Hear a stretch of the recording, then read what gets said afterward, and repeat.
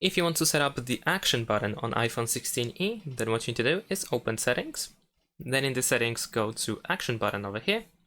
And now we can choose what should happen when you use the action button. So we can use it for the silent mode, where we can switch between the silent mode. We can turn it on or off. We have the camera, the focus, flashlight, voice memo, recognize music, translate, magnifier, and controls where we can choose a specific control. So for example, calculator, stopwatch, and so on and so forth. So let's say I'm gonna choose flashlight.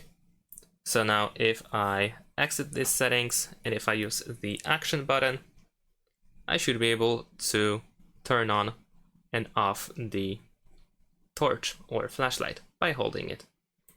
And that's pretty much it. Thanks for watching, leave a like and subscribe to my channel, and see you in my next videos.